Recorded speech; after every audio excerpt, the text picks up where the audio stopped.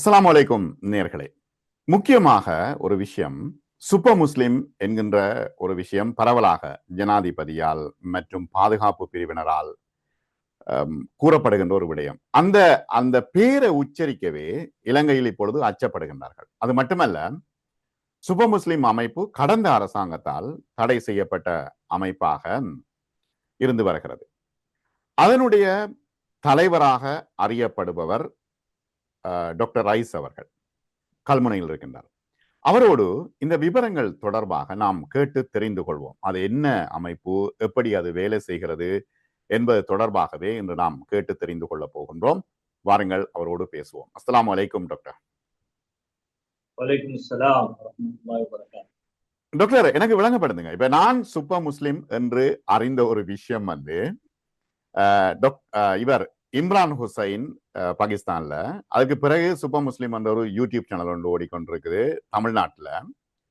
இப்ப இலங்கையில உங்களை சுப்ப முஸ்லிம் என்று சொல்கின்றார்கள். இப்ப அதற்கான காரணம் என்ன? நீங்க தான் தலைவரா? என்ன விஷயம் அது?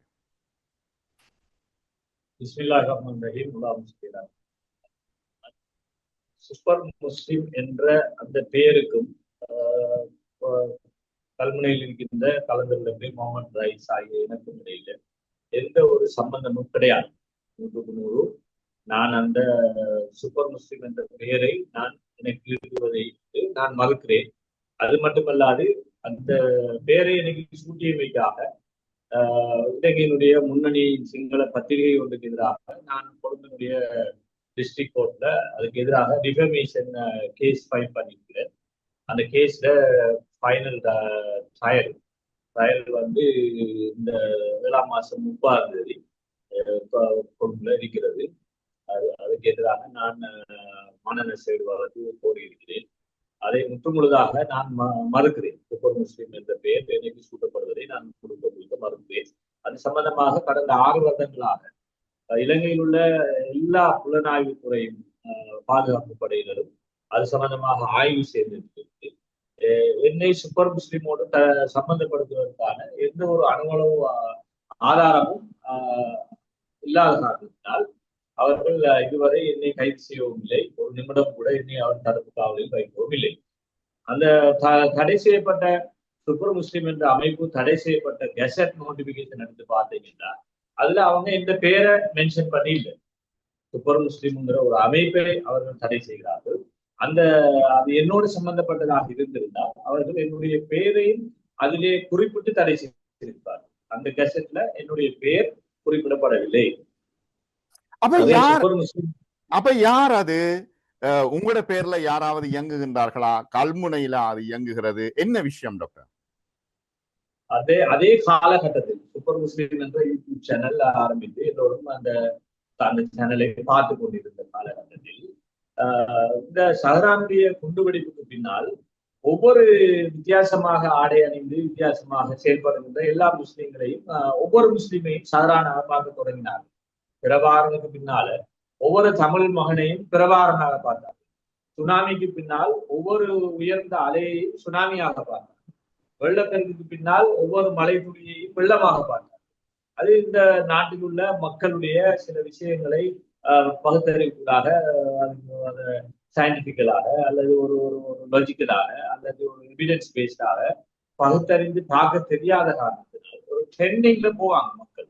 சிங்களத்துல சொல்ற மாதிரி ஒன்னு ஒகையானவா அல்லது ஒக்கமையான தேவாலை அப்படி தன்னையே வாழை அப்படி ஒரு ஆள் சொல்லிட்டா அதே மாதிரி எல்லாத்தையும் பார்க்க போறோமா.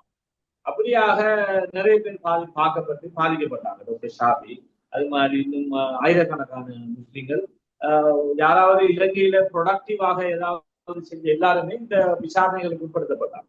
அதுல நாங்களும் விசாரணைக்கு உட்படுத்தப்பட்டோம். ஆனால் அந்த விசாரணைகளின் போது அந்த விசாரணை செய்த அதிகாரிகள் என்னுடன் மிக கண்ணியமாகவும் மிக சிறப்பாகவும் மிக நீளமாகவும் நடந்து கொண்டார்கள். அதில் குறிப்பாக ஜனாதிபதி அவர்களும் அல்லது பாராளுமன்றத்துல கேபினட் பிரீஃபிங்ல செஞ்ச விஷயத்தை அவங்க சொல்ற நேரத்துல அவங்க சிங்களத்துல மிக தெளிவாக சொல்லுகிறாங்க. இங்கிலீஷ்லையும் அவர் மிக தெளிவாக சொல்லுகிறார். டாக்டர் நலிந்த we have received a preliminary complaint about Super Muslim and we are vigilantly observing them. We are vigilantly observing them. We are not our interrogate பண்றோம் என்று சொல்லவும் இல்லை, we are following them என்று சொல்லவும் இல்லை, we are going to arrest them என்று சொல்லவும் இல்லை. அப்படி எதுவுமே சொல்லல. மிக தெளிவாக சொல்றார். அத எங்கட முஸ்லீம்கள் அந்த பாஷை தெரியாத காரணத்தினால, அவசரப்படுற காரணத்தினால, உதாரணத்துக்கு நான் நினைக்கிறேன், அவங்களோட இன்டர்வியூலையும் கூட அந்த கொழும்புல இருக்கிற தாகாண்டு சொல்லக்கூடிய ஒருத்தர், அவர்கிட்ட நீங்க கேள்வி கேட்ட போது அவர் ஒருபடியாக சொல்லியிருக்கலாம், எனக்கு அதை பற்றி தெரியாது, நான் அதை பற்றி தெரியாதுன்னு சொல்லிட்டு அவர் விட்டிருக்கிறார். முஸ்லிம்கள்கிட்ட ஒரு ஒரு பலவீனம் ஒன்று பொதுவாக அறியப்படுகின்ற ஒரு விடயம், என்பிபியினரும் அதை சுட்டிக்காட்டுகிறார். முஸ்லீம்கள்ல ஏன் நீங்க அமைச்சு பதவி கொடுக்கல என்று கேட்ட போது, தாகா போன்றவர்களை இது கொண்டு அமைச்சு பதவி கொடுக்க முடியாது என்பதை அவர்கள் சொல்லுகின்றார். முஸ்லீம்களில் இருந்து எங்களிடம் இருக்கின்றவர்கள் அப்படி. ஏனென்றால் நான் இதை சொல்வதற்கு காரணம் என்னவென்றால், இப்ப இந்த அரசாங்கம் ஜனாதிபதியாக இருக்கலாம், அதே போன்று மட்டக்களப்பில ஜனாதிபதி உரையாற்றும் போது அவர் சிங்களத்தில் தெளிவாக சொல்லுகிறார், நபித்துமா கியப்பு நெத்திதයක් කෙනෙක් වැරදි විදියට කියනවා නම් ඒක ගැන අපිට තොරතුරු අවිල්ලා තියෙනවනේ. ඒක ගැන අපි බලන්න ඕනේද නැද්ද? இதுவரை காலமாக நபி அவர்கள் சொல்லாத ஒரு இஸ்லாத்தை ஒருவர் சொல்லுகிறார் என்று கூட முஸ்லிம்களுக்குள்ள இருந்தே, அதிலே பொறுப்பு வாய்ந்த ஜமீதுல் உலமா போன்ற அமைப்புகளில் இருந்து எங்களுக்கு ஒரு அது சம்பந்தமான ஒரு கம்ப்ளைண்ட் ஒன்று வரும்போது அதை பற்றி நாங்கள் விசாரிக்க வேண்டுமா வேண்டாதான்னு கேட்டதுக்கு அப்படித்தான், அவ்வளவுதான் அவர் கேட்கிறார். டாக்டர், என்னன்னா இப்ப ஜமியத்துல் உலமா ஒரு அறிக்கை ஒன்று வெளியிட்டது, சுப முஸ்லிம் வழிகேடான இயக்கம், அதை யாரும் பின்பற்ற கூடாதுன்னு. அது உங்களை சுட்டியா அந்த அறிக்கை வெளியிடப்பட்டது? அந்த கற்பனையில இருந்து இப்படி ஒரு சாரார் இயங்குறாங்க என்று அவங்க கேட்டபோது ஜமியத்துல் உலமா மிகவும் சாதுரியத்தனமாக எங்களை குறிப்பிடாது, அதாவது இம்ரான் ஹுசைன் என்பவருக்கு அவருடைய நாட்டில் அல்லது வேறு ஒரு நாட்டில் அவருக்கு வழங்கப்பட்ட பத்துவாவினை மையப்படுத்தி அவருடைய கோட்பாடு பிழையானது என்றுதான் ஜமீயத்துல் உலமா கூறியிருந்தார்கள் தவிர, டாக்டர் ஐஸ் கூறக்கூடிய கருத்துக்கள் பிழையானது, அவர் மார்க்கத்துக்கு முரணானவர் என்று ஜமீயத்துல் உலமா எங்கும் குறிப்பிடவில்லை. இப்ப உங்களுடைய நீங்க ஏதாவது கொள்கைகளை பரப்புறீங்களா? என்ன விஷயம்? ஏன் உங்களை சுற்றியே இந்த செய்தி உலாவி கொண்டிருக்கு? என்ன காரணம்? அதாவது நான் சிறு பருவத்திலிருந்தே தப்லீக் ஜமாத்தில் ஈடுபட்டு முழுமையாக நான் 21 வருடமாக டாக்டராக இருந்தும் ஒரு ரூபாய்க்கு கூட பிரைவேட் பிராக்டிஸ் செய்யாமல் என்னுடைய அந்த டியூட்டி நேரம் போக, என் குடும்பத்துக்கு கொடுக்குற நேரம் போக, மற்ற நேரங்கள் எல்லாத்தையும் 15 வயதிலிருந்தே சிறுவராயத்திலிருந்தே நான் முழுமையாக மார்க்கத்துக்காக மட்டும் அர்ப்பணித்து செயல்படக்கூடியவனாக இருக்கிறேன். அதே போன்று நாடளாவிய ரீதியில் நான் எல்லா இடங்களுக்கும் போயிட்டு நிறைய ஜமாத்துகளை கலந்து நிகழ்ச்சிகளை கலந்து கொண்டிருக்கிறேன். நிறைய உலமாக்களோட நல்ல நெருக்கமான தொடர்புகளை ஏற்படுத்தி நிறைய விஷயங்களை அவங்களுக்கு பின்னால போயிட்டு படிச்சிருக்கிறேன். அதே மாதிரி எத்தனையோ மார்க்க ரீதியான எல்லா விஷயங்களையும் நான் முன்னிலையில நின்று செயல்பாட்டுத்தவன் என்ற அடிப்படையில் அப்போதிருந்தே என்னிடத்தில் அதிகமானவர்கள் என்னை சந்திக்க வருவார்கள், நானும் அதிகமானவர்களை சந்திக்கிட்டு இருந்தேன். இப்போ எனக்கு ஒரு வயசாயிட்டு ஒரு 50 வயசு தாண்டிது. இப்ப என்னுடைய அனுபவங்கள், அதே மாதிரி நான் மருத்துவத்துறையிலையும் ஒரு எம்ஓச்சாக 20 வருடம் கடமையாற்றியவன் என்ற அடிப்படையில் வாழ்வியல் முறைகள், அதை இஸ்லாத்தோடு சம்பந்தப்படுத்தி சட்டம் சம்பந்தப்பட்ட விடயங்கள் அதை இஸ்லாத்தோட சம்பந்தப்படுத்தி, அதே போன்று எங்களோட ஐடென்டிட்டி இஷ்யூஸ் என்ன, எங்களோட ஐடியாலஜி இஷ்யூஸ் என்ன, இது எல்லாத்தையும் இஸ்லாமிய அடிப்படையிலும் நாட்டு சட்டத்துக்கு ஏற்றவாறும் கைடன்ஸ் செய்யக்கூடிய ஒரு ஆளாக அடையாளப்படுத்தப்பட்டு இருந்து தொடர்ச்சியாக நடந்து வருகின்ற ஒரு விடயமாக இருந்தும், இந்த 2000 ஈஸ்டர் அட்டாக்கு பிறகு மக்கள் ஒரு பேனிக் சிச்சுவேஷனுக்குள்ள ஆளாயிட்டாங்க.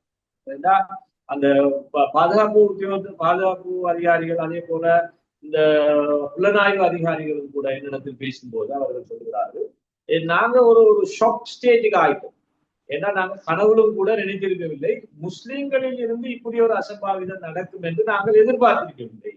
அதனால எங்களுக்கும் ஆரம்ப கட்டத்துல என்ன செய்யறது என்று ஒரு முடிவு வருவது, இஸ்லாமிக் டெரரிசம் இந்த அந்த டெஸ்க அவங்க ஆபரேட் பண்ண தொடங்கின ஆரம்ப கட்டங்கள்ல இருந்து அவங்க சொல்றாங்க என்னன்னா, நாங்க அறவே எதிர்பார்த்திருக்காத ஒரு விடயம் திடீரென்று நடந்த காரணத்தினால் எங்களுக்கும் எங்களை சுதாரித்துக் கொள்ள ஒரு குறிப்பிட்ட காலம் தேவைப்பட்டது. அந்த காலத்தில் தான் உங்களோட கதையும் வந்துச்சு, அதுல நீங்க அகப்பட்டு கொண்டீங்க. ஆனா இப்படித்தானே இப்ப பாதுகாப்பு இந்த புலனாய்வு பிரிவுக்குள்ள எங்கட ஒரு ஃபைல் போயிட்டு சொன்னா அது கிளியர் ஆக மாட்டேன். அது ஒரு கேன்சர் மாதிரி.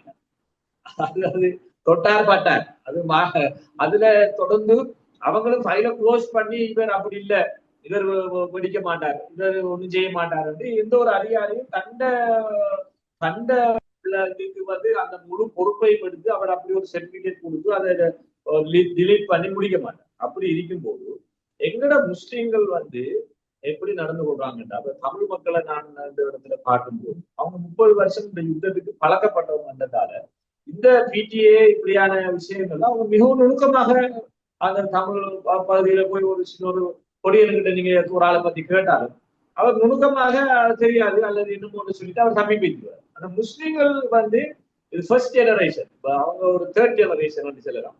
இந்த பயங்கரவாதம், இந்த அரசுக்கு எதிரான போராட்டங்கள்ல ஈடுபடுறதுங்கிறது அவங்களோட ஒரு தேர்ட் ஜெனரேஷன் சொல்லலாம். ஆனா முஸ்லீம்களை எடுத்து பார்த்தோம்னா நாம மீடியாவிலையும் தான் பொலிட்டிக்ஸ்லையும் தான் இதை விட கிட்டத்தட்ட ஃபர்ஸ்ட் ஜெனரேஷன் இப்படியான விஷயங்களை ஃபேஸ் பண்ற ஃபர்ஸ்ட் ஜெனரேஷன்ங்கிறதால அந்த இம்மெச்சூரிட்டி எப்படி இருக்குன்னு சொன்னா, முஸ்லீம்கள் ஆண் அடிக்க முதல் தான் அடிச்சு சாகுற மாதிரி அவங்களாவே சும்மா போயிட்டு கம்ப்ளைண்ட் பண்றதும், அங்க சிஐடி அறிவிக்கிறதும், இப்ப ஒரு ஆர்மி இன்டெலிஜென்ட் அல்லது ஒரு இன்டெலிஜென்ட் சேர்ந்தாங்க வந்து கலைச்சிட்டாங்கன்னா அவங்களுக்கு டீ வாங்கி கொடுத்து அவங்கள வீட்டுக்கு கொண்டு வச்சு அவர் சார் அவருக்கு சொல்லி அவர் கேட்க முதல்ல இவங்க இதெல்லாம் பெரிய இதெல்லாம் சொல்லி அவர் எல்லாம் செஞ்சு முடிச்சு தந்துருவாரு, கிளியர் பண்ணி தந்துருவாருன்னு சொல்லி இவங்களோட ஒரு ஒரு ஒரு ஒரு நப்பாசி, ஒரு நிலையான ஒரு எதிர்பார்ப்பினால இவங்க தேவையில்லாத விஷயங்களை எல்லாம் கொட்டி தீர்க்கிறதுனால அதை அவங்க என்ன செய்யறாங்கன்னு சொன்னா அவங்களோட டியூட்டியை அவங்க அண்டைய நாளை கடத்தணுங்கிறதுக்காக அதை ரிப்போர்ட் எழுதுனா அங்க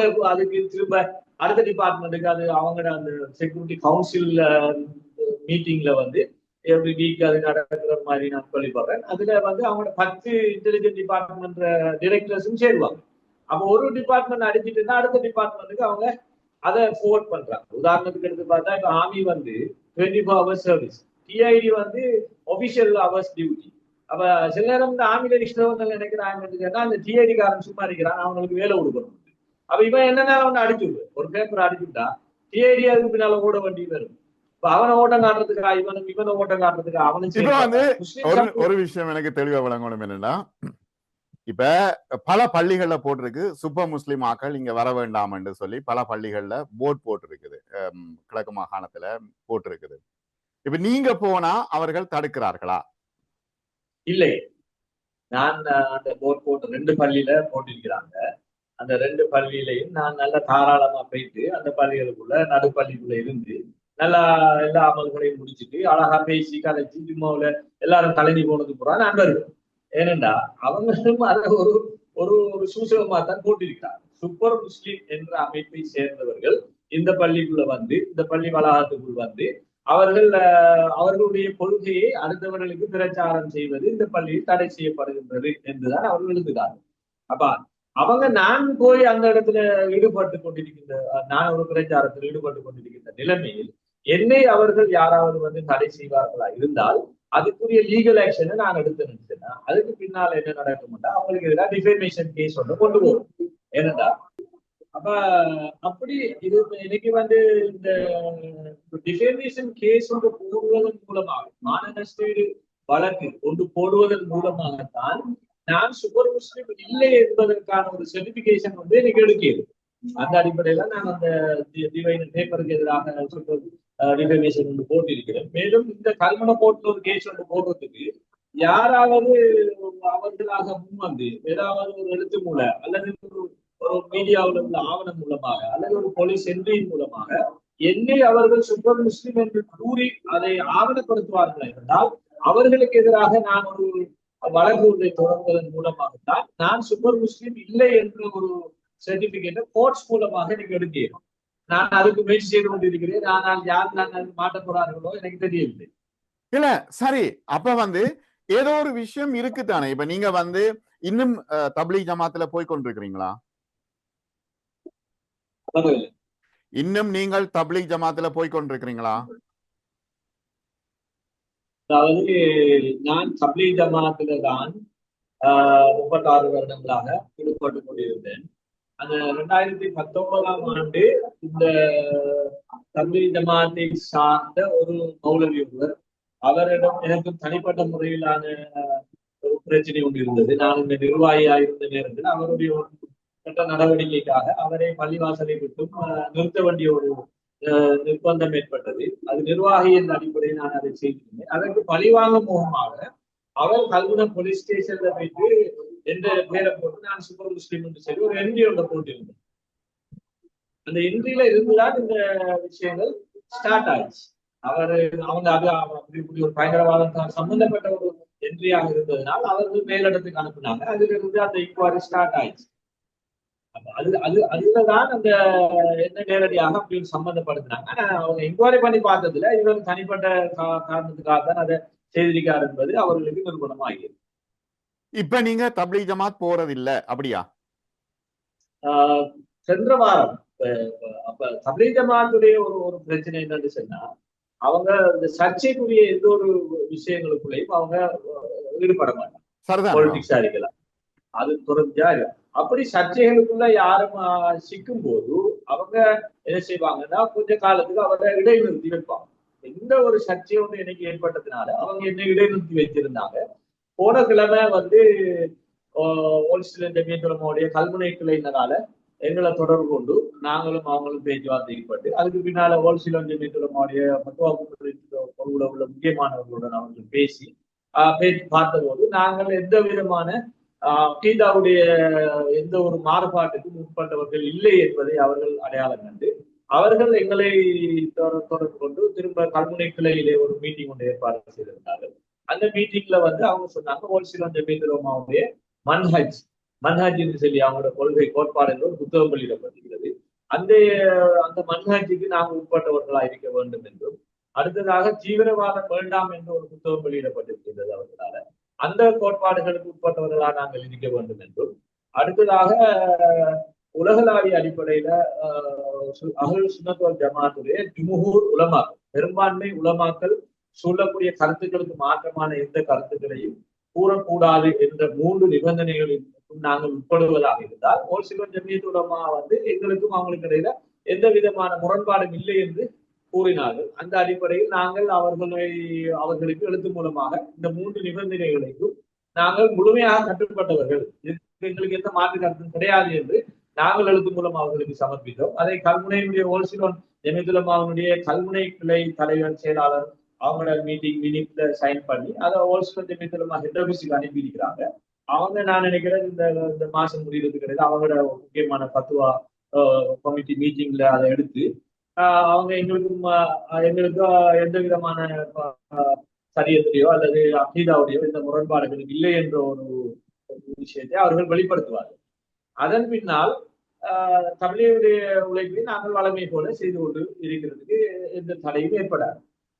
இப்ப என்ன பிரச்சனைன்னா நாங்கள் என்று நீங்க குறிப்பிடுகின்றீர்கள். அப்ப நீங்க ஒரு இயக்கத்தை வைத்திருக்கிறீர்களா? என்னை சந்திக்க வந்து போகின்றவர்கள், நான் ஒரு இயக்கம் என்பதை விட நான் ஒரு தனிநபர் தான். சொல்ல போனால் தப்லீக் ஜமாத் என்பதே ஒரு இயக்கம் கிடையாது, அது ஒரு உழைப்பு தான். அதுபோல நானும் ஒரு உழைப்பு செய்யக்கூடிய ஒரு தனிநபரே தவிர ஒரு இயக்கம் கிடையாது. என்னை சந்திக்க வந்தவர்கள், என்னோடு தொடர்புகள் ஏற்படுத்தி கொண்டவர்கள், அவர்களை இந்த பாதுகாப்பு பிரிவினர் அல்லது புலனாய்வு பிரிவினர் அவர்களை ஒரு லிஸ்ட் போட்டு அவங்களை எல்லாம் இன்குவாரிக்கு எடுத்தாங்க. அவங்களை இன்குவாரி பண்ணாங்க. அந்த இன்குவாரி பண்ணப்பட்டவர்களை தப்லீக் ஜமாத்துடைய நிகழ்ச்சிகளில் தற்காலிகமாக கலந்து கொள்ள வேண்டாம் என்று ஒரு தடை ஒன்றை, இடைக்கால தடை ஒன்றை விதித்திருந்தார். அவர்களைத்தான் இந்த நாங்கள் என்று சொல்ற சொல் குறிக்கும். ஆனால் இன்னும் ஒரு விஷயம் என்னன்னா, இப்ப எனக்கு விளங்கப்படுத்துங்க. இப்ப மட்டக்களப்பிலையோ அல்லது கிழக்கு மாகாணத்திலேயோ, எனக்கு வடக்கு மாகாணத்துல கொழும்புல நான் கேள்விப்படையில இந்த சூப்பர் முஸ்லிம் என்ற ஒரு அமைப்பு இருக்குதா? கிழக்கு மாகாணத்தில் சூப்பர் முஸ்லிம் என்ற ஒரு அமைப்பு இருப்பது எனக்கு தெரியாது. ஆனால் நான் பாதுகாப்பு புலனாய்வு பிரிவு இன்குவாரிகளுக்கு போன வகையில அவங்களோட கருத்தின் பிரகாரம் வெளி மாவட்டங்களில் சூப்பர் முஸ்லிம் முஸ்தபாவுடைய யூடியூப் சேனலை வைத்து, அது சில SLTJ போன்ற அமைப்பில் இருந்தவர்கள் அந்த அமைப்பை விட்டுவிட்டு சூப்பர் முஸ்லீம் என்ற பேனருக்கு கீழே அதுக்கு போஸ்டர் அடிச்சு அதுக்கு லெட்டர்ஹெட் அந்த லெட்டர்ஹெட்டை பாவிச்சு அந்த சூப்பர் முஸ்லீம் யூடியூப் சேனலோட அவங்க கம்யூனிகேட் பண்ணி அவங்க அதுல வாட்ஸ்அப் குரூப்புகளுக்கு கூட இயங்கியவர்கள் ஆங்காங்கே வெளி மாவட்டங்களில் இருந்திருக்கிறார் என்று புலனாய்வு பிரிவை சேர்ந்தவர்கள் சொல்கிறார்கள்.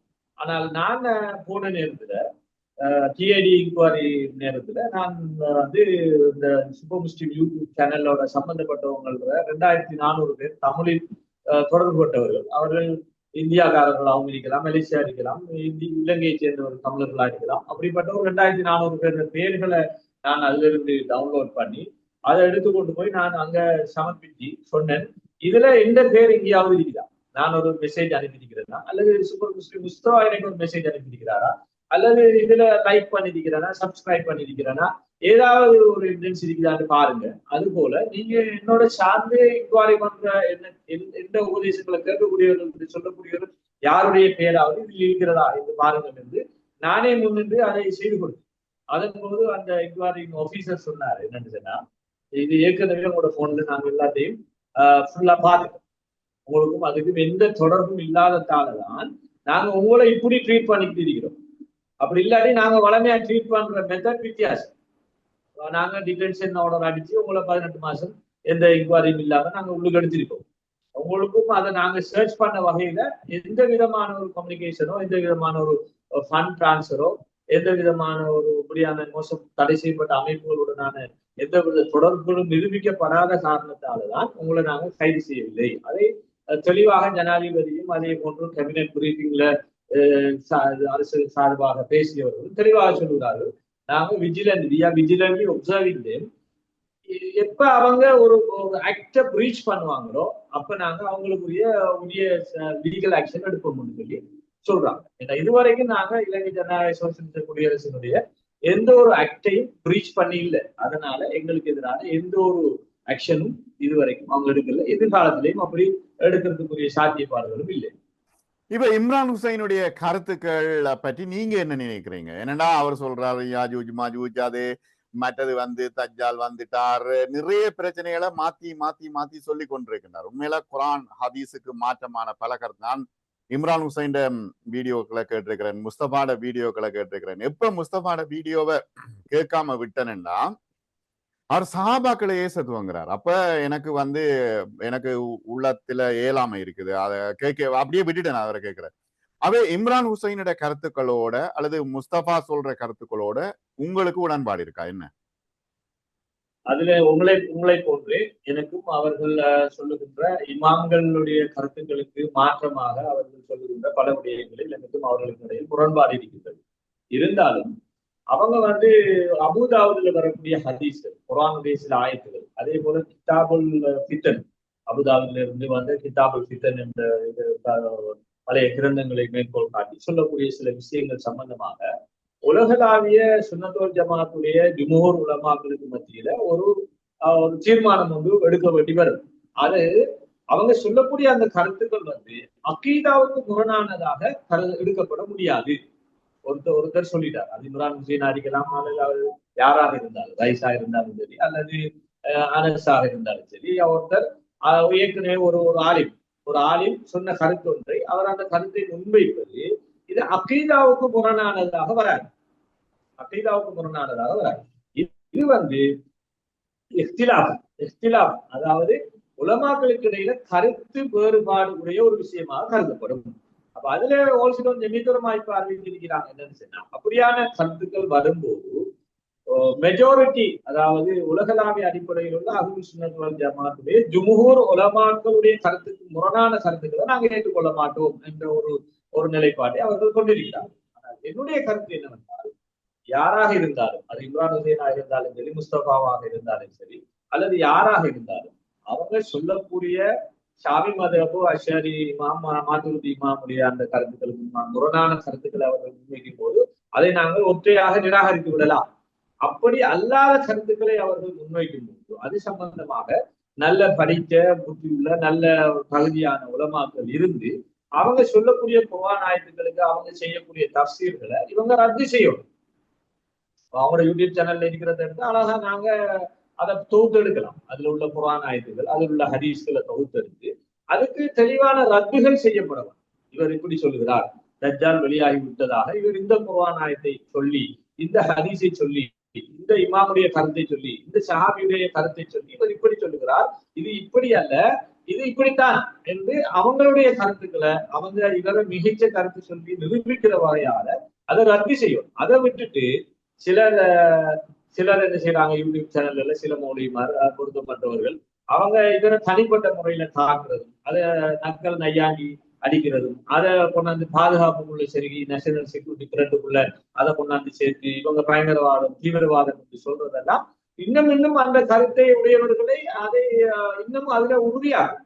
ஏனென்றால் எனக்கு தெரிந்தவரை படித்தவர்கள் டாக்டர்ஸ், இன்ஜினியர்ஸ் என்று சொல்லி அல்லது ப்ரொஃபஷனல்ஸ் என்று சொல்லக்கூடிய இங்கிலீஷ் தெரிஞ்சவங்க அதிகமானவங்க இந்த இம்ரான் ஹுசைனுடைய கருத்துக்களை இங்கிலீஷ்ல நீண்ட காலமாக கேட்டு அது அது அது பிள்ளை இல்லையே, அவர் சில கருத்துக்களுக்கு முரண்பாங்க.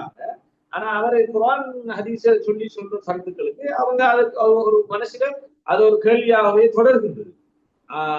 என்னன்னா இம்ரான் ஹுசைன் மஜ்மால இருக்கிற ஆட்கள் கூட அவர் சொல்ற கருத்துக்கு எதிர்கருத்து சொன்னா அவர் ஏற்றுக்கொள்ள மாட்டார், அவர் கோவப்படுறார். அவர் வயசான ஒரு மனுஷன், அவரு கோவம் அப்படி சொல்றாரு. ஆனா என்ன செய்யணும்டா, நாங்க எங்கட உலகத்தை நாங்க மையப்படுத்த இயலாது. ஸ்ரீலங்காவை பொறுத்த முறையில ஸ்ரீலங்காவுக்கு ஒரு சிலோன் ஜமீயத்துல் உலமா என்று சொல்லி ஒன்று இருக்கிறது. கிட்டத்தட்ட 20,000 மௌலைமார் இருப்பாங்க இலங்கையில. உலகத்துக்கெல்லாம் மௌலைமாரை எக்ஸ்போர்ட் பண்ணக்கூடிய ஒரு நாடாக இலங்கை காணப்படுகின்றது. நிறைய மதரசாக்கள் உருவாகிவிட்டது, நிறைய முஃப்திமார் இருக்கிறாங்க, தஹசுஸ் ஹதீஸ் கலையில மேற்படிப்பு படித்தவர்கள் நிறைய பேர் இருக்கிறாங்க. இவங்கள இருந்து என்ன செய்யணும், இந்த ஒரு சிலர் ஜமீயத்துல் உலமாவை நான் சாடக்கூடிய ஒரு விஷயம் தான் என்னன்னா, இவங்க இப்படியான இதுகளுக்கு ஃபேக்கல்டிஸை உருவாக்கும்.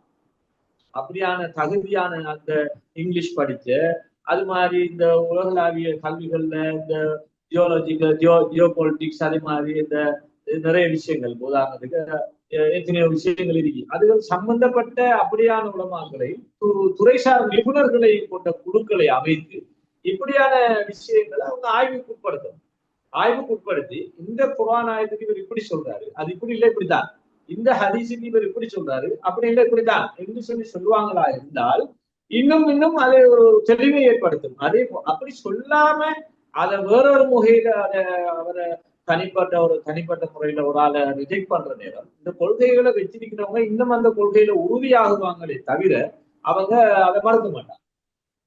ஆனால் இப்ப இந்த சூழ்நிலையில இப்ப பொதுவாகவே உங்களை சுற்றி இந்த வட்டம் போடப்பட்டிருக்கிறது, டாக்டர் ரைஸ் தான் சுப்ப முஸ்லிமினுடைய தலைவர் என்று வட்டம் போடப்பட்டிருக்கு, நீங்க முழுமையாக நிராகரிக்கிறீங்க. ஆனால் மீண்டும் மீண்டும் மீண்டும் மீண்டும் இது பேசப்பட்டு வருகிறது. இந்த விஷயத்தை கிளியர் பண்றதுக்கு நீங்க என்ன செய்றீங்க, நீங்க இல்லையன்றதை கிளியர் பண்றதுக்கு? அதாவது இந்த ஆரம்பத்திலிருந்தே இந்த மீடியாக்கள்ல பிரஸ் கான்ஃபரன்ஸ் போடுங்க, இதை கொஞ்சம் பகிரங்கப்படுத்துங்க அப்படி எல்லாம் அதிகமானவங்க சொன்னாங்க. ஆனா பொதுவாக தப்லீக் ஜமாத்துடைய நிலைப்பாடு, அதிலும் நான் பொதுவான நிலைப்பாடு என்னன்னா, அந்த மீடியாக்களுக்கு முகம் காட்டுறது இல்லை. 51 வயசு நான் எந்த மீடியாவுக்கும் முகம் காட்டல. நான் 20 வருஷமா மோச்சா இருந்தும் கூட பொதுவாக இந்த போட்டோஸ் இந்த ஃபேஸ்புக்கா இருந்தது, இந்த மாலை போடுறது, கேக் போட்டுறது, இப்படியான இடங்கள்ல போயிட்டு நாங்க இதுகள்ல மீடியாக்களை பாய்க்கிறதெல்லாம் நாங்க பொதுவா செய்வது.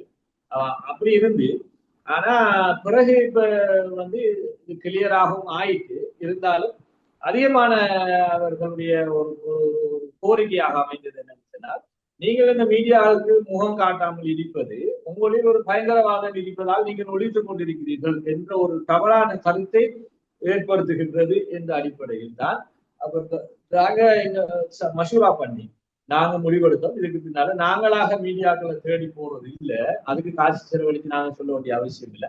ஆனா மீடியாக்கள் எங்கள்ட நாடி அவங்க அதை மக்களுக்கு தெளிவுபடுத்துற நல்ல நோக்கத்தோட அவங்க வரும்போது அவங்களுக்கு நாங்க பதில் அளிப்போம் என்ற ஒரு முடிவுக்கு வந்தா இப்ப நாங்க சமீப ஒரு மாத காலமாக தான் இந்த மீடியாக்களுக்கு இந்த கருத்துக்கள் அவங்க கேட்கிற கேள்விகளுக்கு விடைகளை சொல்லிக் கொண்டிருக்கிறோம். அந்த நாங்கள் என்ற விஷயம் நீங்க சொன்னீங்க, உங்களை சந்திக்க வருபவர்கள் என்று நீங்க சொன்னீங்க. எத்தனை பேர் இருக்கிறாங்க இந்த நாங்கள்ல? ஒரு 500-600 பேர் இருப்பாங்க எனக்கு தெரிஞ்ச வகையில. ஆனா இன்டிரெக்ட்லி நான் நினைக்கிறேன் என்னுடைய அந்த நான் இது டேலண்ட் மீடியா, ஆரம்பத்துல டேலண்ட் மீடியா தான் இன்டர்வியூ போட்டாங்க. அந்த மீடியாவில் நான் நினைக்கிறேன் அவர் சொன்னார் 10 லட்சம் என்று சொல்லி 1 மில்லியன் 10 லட்சத்துக்கிட்ட போயிட்டு. ஆனா நான் நினைக்கிறேன் ஒரு 4-5 லட்சம் நான் பார்த்த வகையில ஒரு ஒரு ஒரு இதை மட்டும் 1,86,000 பேர் என்னமோ பார்த்துருந்தாங்க. இல்ல இல்ல அதுல கொமெண்ட் நான் யூடியூப்ல எல்லாம் பார்க்கிறேன். நேரடியாக உங்களோட தொடர்புடைய அதுல கொமெண்ட்ஸை நாங்க எடுத்து பார்த்தோம்னா அந்த கொமெண்ட்ஸ்ல வந்து அதிகமானவங்க எனக்கு சார்பாக தான் கொமெண்ட்ஸ் எழுதியிருக்கிறாங்க. நான் அதுல வஹாபிசத்தை சாடி பேசின ஒரு காரணத்துக்காக அந்த வஹாபிசத்தை சார்ந்த சிலர் அதுல வந்து இந்த அப்படி வஹாபிசத்தை நான் டச் பண்ணிருக்க போடான்னு சொல்றாங்க. அது ஒரு பெரிய தலைப்பு, அதை நாங்க தனியே செய்ய வேண்டிய ஒரு தலைப்பு. நான் அதுலயும் நான் அந்த வஹாபிச வந்து சொல்லி சார்ந்த அந்த சகோதரர்களுக்கு நான் சொல்லிக் கொள்வது, நான் வஹாபிசம் என்கிற ஒரு கன்செப்டுக்கு எதிராக ஒரு கன்செப்டை நான் பேசுறேனே தவிர அந்த பள்ளியில தொழக்கூடியவர்கள் பக்கத்துல இருக்கிற பள்ளி ஒன்று, அது தௌஹீத் பள்ளி, அது அவரு அந்த பள்ளிக்கு அவங்க தொழுகிறாங்க, அவங்க நோன்பு பிடிக்கிறாங்க, அவங்க நல்ல கிராத் ஓதுறாங்க, அவங்க ஆர்கனைஸ்டிங்கா நல்லா இருக்கிறாங்கன்றதுக்காக ஒரு ஆள் தொழ போறாருன்னா அவரை நான் ஒரு வஹாபி என்று சொல்லி அவரை வெறுக்கிறதாகவோ ஒதுக்குறதாகவோ அவரோட சேர மாட்டேன் என்று சொல்லியோ அவருக்கு வெறுப்பு பிரச்சாரம் செய்வேன் என்று சொல்லியோ அவங்களை எதிரியாக்குற மாதிரி நான் பேசவில்லை. அப்ப அந்த அடிப்படையை பார்க்கும்போது எனது கண்ணுக்கு தெரியாத நிறைய பேர் நாங்க என்ன ஒரு அமைப்பு இல்லாதால நாங்க என்ன செய்யறோம், ஃபார்ம் நிறைச்சி மெம்பர்ஷிப் கொடுத்து ப்ரொமோஷன் டிமோஷன் இவரை விலக்கிட்டோம், இவரை சேர்த்துட்டோம், அப்படி ஒரு லெஜர் வந்து மெயின்டைன் பண்ண இல்லாதால எனக்கு இத்தனை பேர் தான் என்னை பின்பற்றுறார்கள் என்று அந்த குறிப்பாக சொல்ல முடியாது. கண்ணால கண்டவர்கள் என்றால் ஒரு 500-600 பேர் இருப்பார்கள். அவர்கள் அகில உலக ரீதியாகவும் இருக்கிறார்கள், பலரும் இருக்கிறார்கள். அப்ப அகில உலக ரீதியா இருக்கிறாங்கன்னா நீங்க ஜூம்ல மீட்டிங் எல்லாம் வைக்கிறீங்களா? இல்ல, அவங்க வெக்கேஷனுக்கு வார நேரங்கள்ல வாட்ஸ்அப்ல பேசுற நேரங்கள்ல பேசுவாங்க. இப்ப எத்தனையோ முக்கியமான பதவிகள்ல இருக்கிற முக்கியமான ஆட்கள் எல்லாம் இந்த இப்படியான இந்த நெகட்டிவ் மார்க்கெட்டிங், இந்த 6 இயர்ஸ் நடந்த நெகட்டிவ் மார்க்கெட்டிங் கூடாக இப்படி உங்களை பத்தி பேசுறாங்களே இது என்ன அவங்க இப்ப நீங்க மீடியாவால பேசுற மாதிரி அவங்க இண்டிவிஜுவலா கேட்பாங்க. அப்ப அதுக்கு பிறகு அவங்க மீடியாக்கள்ல வந்ததுக்கு பிறகு சொல்றாங்க, நீங்க சொல்ற கருத்துக்கள் தான் சரியான கருத்துக்கள், இதுல எந்த பிரச்சனையும் இல்லை, இதுல எந்த தீவிரவாதமும் இல்லை. இப்படி ஒரு வழிநடத்தல் இந்த குறிப்பாக இலங்கையில வாலிபர்களுக்கு மத்தியில இப்படி ஒரு வழிநடத்தல் கட்டாயம் தேவைப்படுகிறது. ஏனென்றால் இந்த டிஐடியில கூட சொன்னாங்க, இன்னைக்கு இந்த ட்ரக் அபியூஸ்ங்கிறது பெருங்கொண்ட அளவுல போகுது. அப்ப டிஐடியில இன்னைக்கு சொன்னாங்க என்ன கவலையண்டா டாக்டர் வந்து முஸ்லிம் பொம்பளை பிள்ளைகளும் ட்ரக்ஸ் பாவிக்கிறது அதானே பெரிய மிகப்பெரிய அது மாதிரி சோடியாக அதுல செக்ஷுவல் அபியூஸுக்குள்ளாகி அதுல பணத்தை எடுத்து அதை ட்ரக் அபியூஸுக்கு சப்ஸ்டன்ஸுக்கு பாவிக்கிற அந்த கட்டத்திலும் நாம எதிர்பார்க்காத ஒரு இதை தாண்டி போயிடுது. அப்ப அதுல அந்த டிஏடியில ஹை ஆபீசர் அவர் சொன்னாரு, உன்னை பத்தி நீ சொல்லாத ஒரு கருத்தை நான் சொல்றது என்னன்னு சொன்னா, உன்னோட சில நிமிடங்கள் ஒரு 5-10 நிமிடம் பேசினாலே ஒரு சப்ஸ்டன்ஸ் அபியூஸ்ல இருக்கிற ஒரு ஆள் கம்ப்ளீட்டா தலப்பா கட்டிக்கிட்டு ஜிப்பா போட்டுக்கிட்டு தெரியக்கூடிய ஒரு ஆளாக மாறிடுறாரு. அவங்க சொன்னாங்க, எங்கட டிபார்ட்மெண்ட்டுக்குள்ள இவங்களுக்கு பின்னால இன்டெலிஜென்ஸ் சர்வீஸ்க்கு அனுப்பப்பட்ட சிலர் அவங்க ட்ரக் அபியூஸ் ஆகுனாங்க, அவங்கள ரீஹாபிலிட்டேட் பண்றதுக்காக நாங்க காட்டுக்குள்ள ஒரு கேம்ப் ஒன்று வச்சிருக்கிறோம். அதுல 2 இயர்ஸ் நாங்க அவங்கள வச்சுக்கிறது, அவங்களுக்கு சேலரி கொடுத்து அவங்களுக்கு எல்லா போதனைகளும் செஞ்சு அவரு வெரி நெக்ஸ்ட் டே அவரை 2 இயர்ஸ் ரீஹாபிலிட்டேட் பண்ணி நாங்க வீட்டுக்கு அனுப்பி வெரி நெக்ஸ்ட் டே அவரு ட்ரக் எடுத்துக்குவாரு. அப்ப எங்களால இவ்வளவு செலவழிச்சு இப்படி செஞ்சு ஒரு 2 இயர்ஸ் நாங்க சாதிக்க இயலாத ஒரு விஷயத்த உங்களோட இஸ்லாமிய மார்க்கத்தை பயன்படுத்தி நீங்க அப்படி ஒரு 5-10 மினிட்ஸ் பேசி ஒரு ஆளை கம்ப்ளீட்டா ரீஹாபிலிட்டேட் பண்றீங்கன்னு சொன்னா இது நாட்டுக்கு பெரிய ஒரு ரிசோர்ஸ். நீ கட்டாயம் இந்த சர்வீஸ் வந்து மக்களுக்கு கிடைக்க வேண்டிய ஒரு நீங்க வந்து நீங்க உளவியல் மனநல பிரச்சனை தொடர்பான விஷயங்களை சிகிச்சை கொடுக்கிற வைத்தியர் தானே நீங்க? இப்போதைக்கு நான் வந்து அந்த பிரிவுல தான் ரீஹாபிலிட்டேஷன் போர்டுக்கு நான் ஒரு மெடிக்கல் ஆபீசராக இப்போது நான் அந்த பிரிவுல தான் வேலை செய்து ரீஹாபிலிட்டேஷனா? அதுவும் ஒரு பகுதி. அதாவது மென்டல் ஹெல்த் யூனிட்ல அக்யூட் போர்ட் செட்டப் இருக்கும், அதுக்கு பிறகு வந்து ரீஹாபிலிட்டேஷன் போர்டு ஒன்று இருக்கும். அப்ப அந்த அவங்க சப்ஸ்டன்ஸ் அபியூஸ் சைக்கோசிஸ், அதாவது சப்ஸ்டன்ஸ் பாவிச்சதால அவங்க ஒரு கட்டத்துல சைக்கோட்டிக் ஃபீச்சர்ஸோட வருவாங்க, அல்லது சிலர் சப்ஸ்டன்ஸ் அபியூஸ் அதுல அந்த இன்டாக்சிகேஷனோட வருவாங்க. வந்து அவங்க தன்னை அதுல இருந்து விடுபடணும் வந்து அவங்களாகவே முன் வந்து குடும்பமும் ஒத்துழைத்து எங்கள்கிட்ட வந்து அட்மிட் பண்ணுவாங்க. அட்மிட் பண்ண உடனே ஆரம்பத்துல ஒரு 2 வீக்ஸுக்கு 1 வீக்குக்கு அவங்களோட அந்த சிம்டம்ஸ் இல்லாமக்கிறதுக்கான மெடிகேஷனை கொடுத்துட்டு அதுக்கு பின்னால எங்களை ரீஹாபிலிட்டேஷன் யூனிட்டுக்கு நாங்க எடுத்து அந்த ரீஹாபிலிட்டேஷன் யூனிட்ல வச்சு அவங்களுக்கு நாங்க அந்த கவுன்சிலிங் மாதிரி அவங்களுக்கு நாங்க அந்த அதுல இருந்து விடுபடுறதுக்கான சில விஷயங்களை சொல்லி கொடுத்து அதுக்கு ஒக்குபேஷனல் தெரப்பின்னு சொல்லி அவங்களுக்கு அதுக்கு மாற்றீடாக அவங்களுக்கு தொழில சம்பந்தப்பட்ட சில பயிற்சிகள் அப்படியான மாற்றீடான சில விஷயங்களை சொல்லி கொடுத்து அதுக்கு பின்னால எங்களோட ஜெண்டர் பேஸ் வயலன்ஸ் யூனிட் சொல்லி ஒரு யூனிட் இருக்கு. அதோட ஃபேமிலி மீட்டிங் ஃபேமிலி எடுத்து அந்த ஃபேமிலி அதுக்கு எப்படி சப்போர்ட் பண்ணணும்னு சொல்லி அதுக்குரிய ஏற்பாடுகளையும் செய்து கொடுத்துதான் நாங்க பெரிய ஒரு திராட்சத்தம் எடுத்து செய்தோம். அதுல சக்சஸ் ரேட் வந்து அந்த பேஷண்ட் வந்து தானாக முன்வந்த அளவுக்கு அதுல சக்சஸ் ரேட் வருது. அதுல ஸ்மோக்கிங் இருந்து அல்கோஹால்ல இருந்து விடுபடுறாங்க பாருங்க. அது மாதிரி டாக்டர் இன்னொரு கேள்வி இருக்கு எனக்கு. நீங்க அரபிக் வந்து முழுமையா படிச்சீங்களா? இல்லை. அப்ப நீங்க அரபிக்க வந்து நீங்க தர்ஜுமாவை பார்த்து தான் விளங்கி கொள்றீங்க? அதையும் விட நான் இந்த ஜமாத்துல நேரடியாக உலமாக்களோடு அதிகமான காலங்களை செலவழித்த அடிப்படையில் குறிப்பாக இஸ்மாயில் ஹசரத் ரஹ்மத்துல்லாஹி அத்துணையை சேர்ந்தவர், இலங்கையிலையும் வெளிநாடுகளிலையும் அவர் ஒரு அல்லாஹ்வுடைய நேசராக அடையாளம் காணப்பட்டவர். அவர் 96ஆம் ஆண்டிலிருந்து நான் நினைக்கிறேன் உங்களுக்கு நாவலப்பட்டி ஹாஷ்மியா மதரசா தெரிஞ்சிருக்கும் என்று நினைக்கிறேன். மதரசால இஸ்மாயில் ஹசரத் எங்களுக்கு உஸ்தாது. மாஷா அல்லாஹ். அப்ப அவர் 96ஆம் ஆண்டுல இருந்து அவரோட தொடர்பாய் அதுக்கு பின்னால அவர் மௌத்தாகிற அன்று வரைக்கும் கடைசியாக மௌத்தாகிறதுக்கு 3 மாசத்துக்கு முதலும் இந்த வீட்டுல அவரோட ஃபேமிலியோட வந்து தங்கி நின்று தான் போனார். அவரும் கூட இந்த வாலிபர்களுக்கு நீங்க செய்யக்கூடிய இந்த முயற்சி ஒரு ஒரு பழக்கத்தான ஒரு மஜ்லிஸ், இதை நீங்க விடக்கூடாது டாக்டர்னு சொல்லி அவர் ஒரு இதை சொன்னார். அதுக்கு சாட்சியாக அவருடைய கடைசி வாய்ப்பு பெறுகிறார் கொழும்புல. அப்ப அவங்க கேட்டாலும் தெரியும் அவங்க வந்து இப்ப வந்து இந்த பிரச்சனை எல்லாம் முடிஞ்ச உடனே நீங்க முடியக்கூடிய ஒரு சந்தர்ப்பம் வந்திருக்கிறது. இப்ப நீங்க வந்து திரும்பவும் தப்லீக் ஜமாத்துல போகக்கூடிய வாய்ப்பு இருக்குதா? என்ன விஷயம்? நான் நினைக்கிறேன் இந்த மாதம் முடிவதற்கு இடையில் ஜமீதுல் உலமாவும் கொள்கை மர்கஸும் எங்களுக்கு அந்த நல்ல செய்தியை அறிவிப்பார்கள் என்று நினைக்கிறேன். இப்பொழுது கூட என்னை தவிர என்னோடு இயங்கிக் கொண்டிருந்த அதிகமானவர்கள் இப்ப அவங்க பழைய மாதிரி எல்லா பள்ளிகளுக்கும் போறாங்க. போயிட்டு தப்லீக் ஜமாத்துல எல்லா நிகழ்ச்சிகளையும் கலந்து கொள்றாங்க. அவங்களுக்கு எந்த எதிர்ப்புகளும் இதுவரைக்கும் யாருக்கும் ஏற்படவில்லை.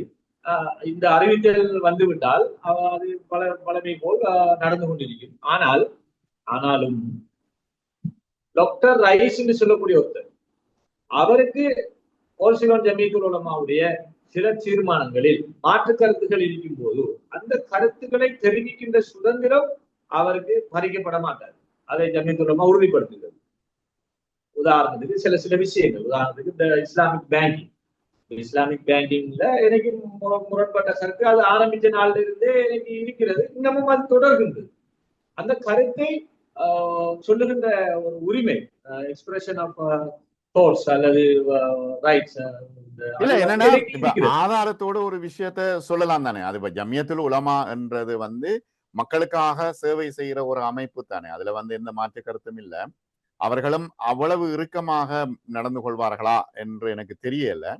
இப்ப அவர்கள் ஓகே, இப்ப அவர்களுக்கு அடிபணிந்து நடக்க வேண்டும் என்பது இல்ல தானே. உங்களோட கருத்தையும் நீங்க தெரிவிக்கலாம், அவர்கள் அதுக்கு பதில் சொல்லுவார்கள், அப்படித்தானே? அவங்க சோல் அத்தாரிட்டின்னு சொல்லி இந்த மார்க்கத்துக்கான சோல் அத்தாரிட்டின்னு சொல்லி அவங்களுக்கு அந்த அத்தாரைசேஷனை யாரும் கொடுத்தில்லை. அந்த அத்தாரிட்டிய இலங்கை ஜனநாயக சோசியலிச குடியரசினுடைய சட்ட அல்லது அரசு இயந்திரத்துக்குள்ள அப்படி ஒரு அதிகாரத்தை அவங்களுக்கு அவங்க மட்டும்தான் அந்த விஷயத்தை செய்யலாம்ங்கிற ஒரு அதிகாரம் எங்கும் கொடுக்கப்பட்டிருக்கவில்லை. இப்போ இன்று வரைக்கும் அவங்க பார்லிமெண்ட் இன்கோபரேட்டட் ஒரு அமைப்பாக இருந்தாலும் வக்ஃப் போர்டுக்கு ஒரு அத்தாரிட்டி ஒன்று இருக்கு. அது வேற. வக்ஃப் போர்டுங்கிறது கல்ச்சரல் மினிஸ்ட்ரிக்குள்ள வரக்கூடிய ஒரு அத்தாரிட்டி. அப்ப இது சமூக அங்கீகாரத்தோட நடக்கின்ற ஒரு ஒரு அமைப்பை தவிர பள்ளிவாசல் நிர்வாகங்கள் கூட அவங்களுக்கு எந்த அத்தாரிட்டியும் கிடையாது, எந்த லீகல் அத்தாரிட்டியும் அவங்களுக்கு கிடையாது. அவங்க ஒரு கையை களவெடுத்துட்டாங்கன்னு சொல்லி அவங்க கையை வெட்ட முடியாது.